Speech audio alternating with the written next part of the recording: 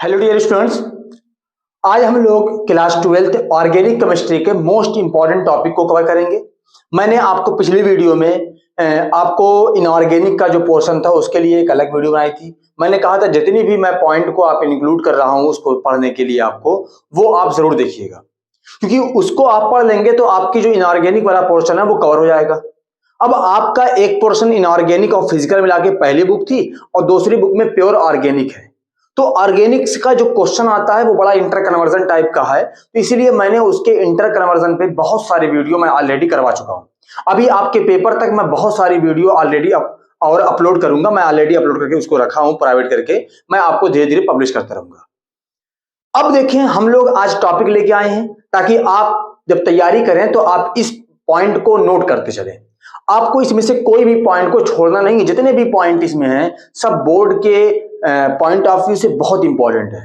किसी बोर्ड के आप हो, मैटर नहीं करता, आपको पढ़ना है तो पढ़ना है। बात क्लियर है? चलिए सबसे पहले हम लोग आके देखते हैं, चैप्टर वाइज देखते हैं। पहला हमारे पास है हाइलो एल्केन हाइलो एरीन। मैं इसमें कुछ बातें और ऐड करूंगा। पहली चीज हमारे पास है सेट्ज़फ़ रूल। 1 नंबर 2 नंबर में बहुत पूछा गया। सेट्ज़फ़ रूल क्या है? डिहाइड्रो हैलोजिनेशन के ऊपर है। थोड़ा सा हिंट ले लो। मार्कोनी काफ का इस्तेमाल थ्योरी में नहीं पूछा गया है, लेकिन मार्कोनी काफ का आपको कन्वर्जन में बहुत इस्तेमाल होता है। मार्कोनी और एंटी मार्कोनी काफ रूल। SN1 और SN2 रिएक्शन, ये लॉन्ग क्वेश्चन में कई बार आया है। SN1 और SN2 रिएक्शन में आपस में डिफरेंस कर दें। प्रिपरेशन ऑफ क्लोरोबेंजीन, किसका? क्लोरोबेंजीन। इस चैप्टर से आपको सिर्फ एक ही प्रिपरेशन करनी है, वो भी क्लोरोबेंजीन की और उसकी केमिकल प्रॉपर्टी। तो आप जो भी क्वेश्चन करेंगे ना, जो भी आप प्रिपरेशन पढ़ेंगे, उसमें आप 2-3 केमिकल प्रॉपर्टी आप याद करेंगे। केमिकल प्रॉपर्टी का मतलब ये है कि किस कंपाउंड से रिएक्शन करता है। जैसे एग्जांपल के तौर पे आप कन्वर्जन पढ़े होंगे, क्लोरोबेंजीन से एनालिन कैसे बनेगा, क्लोरोबेंजीन से फिनाल कैसे बनेगा, क्लोरोबेंजीन से बेंजोइक एसिड कैसे बनेगा, ये सब आप चीजें आप नोट करिएगा। यही सब इसका प्रॉपर्टी है। उसके बाद है डिहाइड्रो हैलोजिनेशन रिएक्शन, यानी यही वाली हम लोग के पास सेट्ज़फ़ रूल वाली है। उसके बाद है वुड्स फिटिग रिएक्शन। अब ऐसे वुड्स याद करेंगे, फिटिग याद करेंगे, तो उससे अच्छा है कि दोनों को कंबाइन कर लेते हैं, वुड्स फिटिग रिएक्शन। उसके बाद है स्वाट रिएक्शन, ये हाइड्रोजन एक्सचेंज में इस्तेमाल होती है। अब उसके बाद है ये पहले चैप्टर के लिए इतना सफिशियंट होगा आपके लिए। भाई कन्वर्जन का आपको जानते हैं, कन्वर्जन में आपको केमिकल प्रॉपर्टी ही मैच करती है। बाकी मैं आपको कन्वर्जन, जैसे इसमें कन्वर्जन के तौर पे क्लोरोबेंजीन से हमको बनाना होता है एनालिन, बहुत इंपॉर्टेंट है, बेंजोइक एसिड, फिनाल, ये 3 चीज बहुत पूछी गई है। अब आ जाओ एल्कोहल, फिनॉल एंड ईथर में। देखो डिहाइड्रेशन ऑफ एल्कोहल, ये तो मोस्ट इंपॉर्टेंट है। वो भी आपसे कंसंट्रेट H2SO4 की रिएक्शन 140 पे होती है और 170 पे होती है। ये क्वेश्चन बहुत पूछा गया है कि जब एल्कोहल H2SO4 के साथ रिएक्शन करता है डिफरेंट टेंपरेचर पर, तो उसकी आप केमिकल रिएक्शन दीजिए। एक में ईथर बनता है और एक में आपको एल्कीन बनता है, तो वही डिहाइड्रेशन वाली रिएक्शन पढ़नी। डिस्टिंग्विशन ऑफ एल्कोहल, यानी कि एल्कोहल को कैसे डिस्टिंग्विश करोगे। आपसे क्वेश्चन आता है कि प्राइमरी एल्कोहल, सेकेंडरी एल्कोहल और टर्शरी एल्कोहल को आपस में डिस्टिंग्विश करो, सेपरेट करो। और इसमें जो मेथड सबसे ज्यादा पूछा गया है वो है ल्यूकास का मेथड। ल्यूकास मेथड 5-6 मेथड आपको इस क्लास 12th में पढ़ना है। इसमें ल्यूकास सबसे ज्यादा पूछा गया और सबसे आसान भी है मेरे अकॉर्डिंग। ल्यूकास का पढ़ लीजिए या विक्टर मेयर का पढ़ लीजिए। आप दुआ करिए कि आपका जो पेपर आए आप सब पढ़ लेते हैं मेथड, बहुत अच्छी बात है। वरना मैं देखता हूं अक्सर लोग विक्टर मेयर को छोड़ देते हैं। और कभी कभी क्योंकि 2 साल में 2016 के बाद से 2 साल ऐसा हुआ है कि वो विक्टर मेयर के नाम से पूछा है। अब विक्टर मेयर के नाम से पूछेगा तो आप ऐसा नहीं कर सकते कि ल्यूकास का लिख देंगे, तो इसीलिए यह इंपॉर्टेंट, लेकिन सबसे ज्यादा ल्यूकास पूछी गई है। How to prepare primary, secondary and tertiary alcohol by the help of Grignard reagent. Question आता है गिरिग्नाट रीजन के हेल्प से आप प्राइमरी, सेकेंडरी, टर्शरी एल्कोहल कैसे बनाएंगे। तो आप जानते हैं कि फॉर्मल्डिहाइड से प्राइमरी एल्कोहल, एसिटल्डिहाइड से सेकेंडरी एल्कोहल और कीटोन से टर्शरी एल्कोहल मिलता है। एक बार आप रिएक्शन करवाएंगे RMGX से, फर्दर हाइड्रोलिसिस कर देंगे, आपको मिल जाएगा। उसके बाद है preparation of ethyl alcohol. Ethyl alcohol की प्रिपरेशन और उसकी केमिकल प्रॉपर्टी। उसके बाद फिनाल, और फिनाल की केमिकल प्रॉपर्टी में आप 3 प्रॉपर्टी याद रखिएगा। पहली आप Br2 वाटर के साथ, यानी ब्रोमीन वाटर। दूसरी आप याद करिएगा कंसंट्रेट HNO3 इन एक्सेस। और तीसरी आप जिंक डस्ट। ये 3 रिएक्शन फिनॉल की बहुत पूछी गई है और इसका कन्वर्जन में इस्तेमाल किया गया, मैंने देखा है कन्वर्जन में आप क्लोरोफॉर्म के साथ रिएक्शन है और CCl4 के साथ, ये दोनों नेमिंग रिएक्शन है। लेकिन ये 3 जो केमिकल प्रॉपर्टी है आप इसको रट के जाइएगा एकदम, या समझ लीजिए या रट लीजिए। HNO3 के साथ कंसंट्रेट एक्सेस में करेगा तो पिक्रिक एसिड बनाएगा, ब्रोमीन के साथ वाटर के साथ करेगा तो 2,4,6 ट्राई ब्रोमोफिनॉल बनाएगा, और डस्ट के साथ करेगा तो बेंजीन बनाएगा। उसके बाद है मैंने कहा 2 केमिकल प्रॉपर्टी, तो आप इतनी प्रॉपर्टी भी इसमें देख लीजिएगा। उसके बाद है नेमिंग रिएक्शन में रीमर टीमन बहुत फेमस है। कोल्बे रिएक्शन में क्या होता है, बेंजोइक एसिड बनता है, सैलिसल्डिहाइड बनता है, और इसमें क्या बनता है, सैलिसिलिक एसिड बनता है, और इसमें सैलिसल्डिहाइड बनता है। Fiddle craft reaction last year भी पूछ गई थी। फिडल क्राफ्ट 2 तरीके का है, फिडल क्राफ्ट एल्काइलेशन और एसाइलेशन, दोनों इंपॉर्टेंट है। कभी कभी करता है कि दोनों लिखिए, तो मोस्टली मैंने देखा है कि वो एल्काइलेशन ज्यादा पूछा हुआ है। उसके बाद है विलियमसन सिंथेसिस, ये तो इस चैप्टर के लिए, क्योंकि ईथर में एक ही नेमिंग रिएक्शन पढ़नी है इसीलिए ज्यादा इंपॉर्टेंट है, विलियमसन सिंथेसिस। उसके बाद होगा preparation of diethyl ether. Di इस चैप्टर में सबसे ज्यादा अगर कोई प्रिपरेशन पूछी है तो वो फिनॉल की और डाई एथाइल ईथर की पूछी गई है।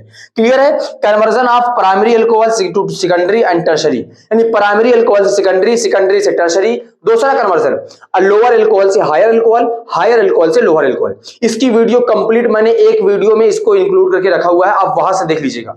ये बहुत खतरनाक कन्वर्जन ये वाला होता है, इसको मैंने बहुत शार्ट तरीके से मैंने इसको सॉल्व करवाया है, तो ये आप देख लीजिएगा। मोस्टली वीडियो आपको कन्वर्जन की ऑर्गेनिक की मिल जाएगी, अभी मैं कन्वर्जन बहुत सारे आपको करवाऊंगा। उसके बाद है एल्डिहाइड और कीटोन में, इतना आप सफिशिएंट है इसके लिए। एल्डिहाइड और कीटोन में सॉरी, अब उसमें एल्कोहल और फिनॉल में। अब एल्डिहाइड में देखिए, एल्डिहाइड कीटोन तीसरे चैप्टर में प्रिपरेशन ऑफ एसिटल्डिहाइड, लेकिन एसिटल्डिहाइड तो बहुत कम पूछा गया है। एसीटोन और फॉर्मल्डिहाइड बहुत पूछा है। फॉर्मल्डिहाइड तो बेतहाशा पूछा है, वो भी लेबोरेटरी मेथड, ठीक है ना, लेबोरेटरी मेथड बहुत पूछा हुआ। और एसीटोन, कीटोन में एसीटोन, इसके जो भी आप प्रिपरेशन याद करेंगे उसकी 2 मिनिमम केमिकल प्रॉपर्टी आप जरूर पढ़ेंगे, मिनिमम 2। उसके बाद हमारे पास है एल्डोल कंडेंसेशन रिएक्शन। आप जानते हैं कि एल्डोल कंडेंसेशन ये तो समझ लीजिए क्वेश्चन आउट होता है। एल्डोल, केरास एल्डोल, कैनिजारो, इन तीनों में से आपके पेपर में एक मिलना ही मिलना है। और अगर क्वेश्चन नहीं आता है नेमिंग रिएक्शन से डायरेक्ट, तो आप ध्यान दीजिएगा कन्वर्जन में आपको NaOH का इस्तेमाल करते हुए मिल जाएगा, तो वहां से आप पकड़ लीजिएगा कि आपको पूछा क्या है। एग्जामिनर क्या करते हैं कि अगर उनको 3 नंबर 2 नंबर में पूछना होता है तो वो नेमिंग रिएक्शन के फॉर्म में देते हैं, अगर उनको क्वेश्चन का नंबर कम करना होता है तो वो क्या करते हैं, वो कन्वर्जन में दे देते हैं, कन्वर्जन में 1 नंबर का आता है।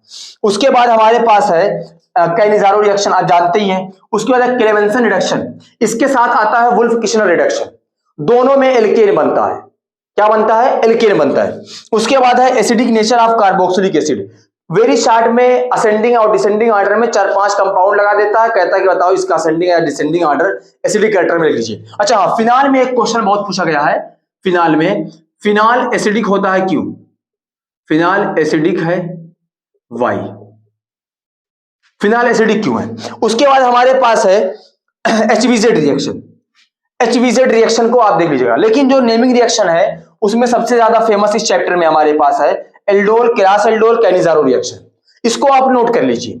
अभी इसके बाद हम लोग नेक्स्ट चैप्टर पे बात करेंगे उसमें समझेंगे। अच्छा यहां पे एल्डिहाइड और कीटोन में आप जो सब्स्टिट्यूशन रिएक्शन है ना,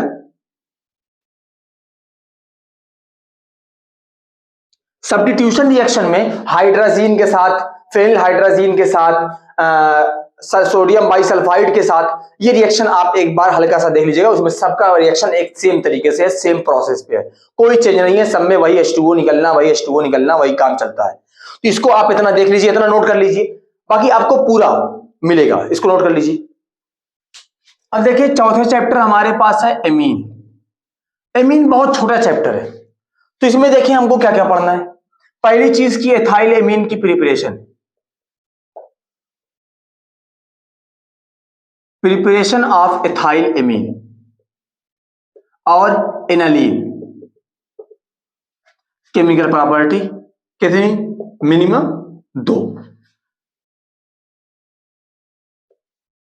प्रॉपर्टी हो गया। अब उसके बाद हमको यहां पे इसकी बेसिक कैरेक्टर के बारे में असेंडिंग और डिसेंडिंग ऑर्डर में पूछता है। अब यहां पे नेमिंग रिएक्शन में हमारे पास है carbyl amine reaction, carbyl amine reaction, Hopman bromo amide reaction, bromo amide reaction,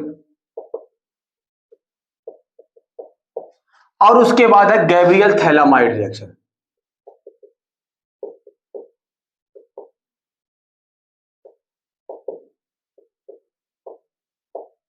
Gabriel phthalimide reaction, ये इतनी हमारे पास है इस चैप्टर के अंदर, बस इसके अलावा आपको नहीं पढ़ना है। आप क्या है, एथाइल एमीन की प्रिपरेशन, एनालीन और basic character, carbyl amine reaction, Hopman bromo amide और गैब्रियल थैलामाइड रिएक्शन, ये हो गया। अब उसके बाद हमारे पास है बायोमॉलिक्यूल, बायोमॉलिक्यूल में पहले ग्लूकोज के बारे में। तो अब ग्लूकोज के बारे में क्या पढ़ना है, देखिए सबसे पहली चीज कि ग्लूकोज में जो सबसे ज्यादा ऑब्जेक्टिव क्वेश्चन में आया है वो ये है कि कौन सा इसमें से कार्बोहाइड्रेट जो नॉन रिड्यूसिंग है या रिड्यूसिंग है। तो रिड्यूसिंग वो होता है जो फेलिंग सोल्यूशन या टॉलरेंट रिएजेंट को रिड्यूस कर देता है, और उसमें सभी के सभी जो हमारे पास आते हैं वो मोनोसैकेराइड और ओलिगोसैकेराइड आते हैं। बस उसमें एग्जांपल के तौर पे एक सुक्रोज हमारे पास ऐसा एक्सेप्शन होता है जो नॉन रिड्यूसिंग शुगर होता है। तो यहां पे इसमें देखें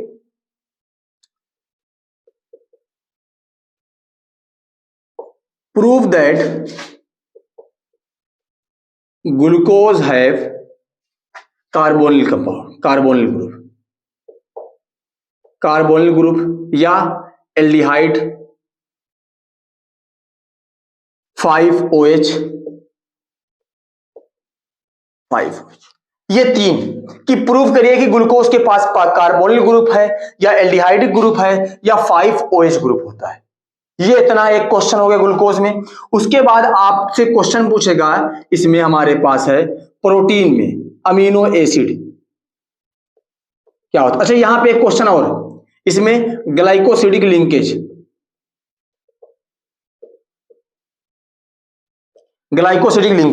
अमीनो एसिड की डेफिनेशन पूछता है, denaturation of protein, denaturation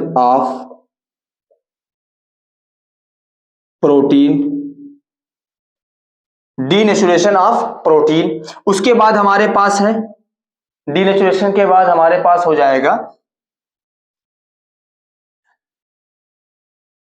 primary, secondary and tertiary structure of protein, zwitter ion,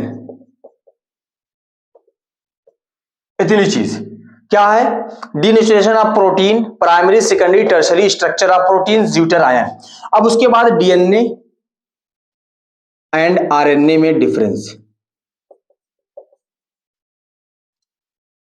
DNA RNA में। और दूसरी चीज हमें हमारे पास है डीएनए को डिटेल से पढ़ देना, डीएनए डिटेल में, जो आप डिटेल में पढ़ सकते हैं, डीएनए को आप डिटेल में पढ़ लीजिए।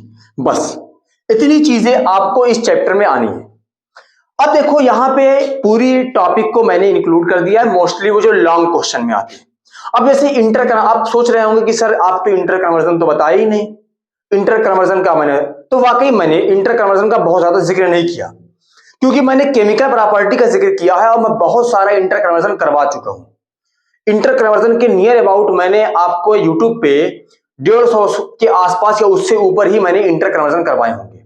मैं आपके पेपर तक मैंने कहा कि 100 कन्वर्जन की प्रैक्टिस और करवा दूंगा, आप देख लीजिएगा। उसमें से मोस्टली वही इंटर कन्वर्जन मैं करवा रहा हूं जो बोर्ड में बार बार रिपीट कर रहे हैं।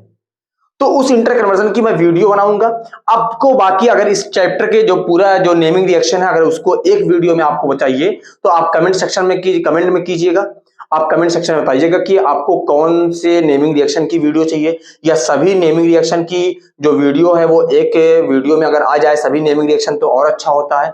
जैसा आपको वीडियो चाहिए वैसा आपको बता दिया जाएगा, और लाइव क्लास अगली जब भी होगी मैं आपको पहले से इन्फॉर्म कर दूंगा। आप पढ़ते रहिए, मुस्कुराते रहिए, और पढ़ाई को ना एक फेस्टिवल मान के चलिए। बहुत ज्यादा प्रेशर नहीं लेके चलना है, एकदम आराम से रिलैक्स करके पढ़िए। Thank you for watching.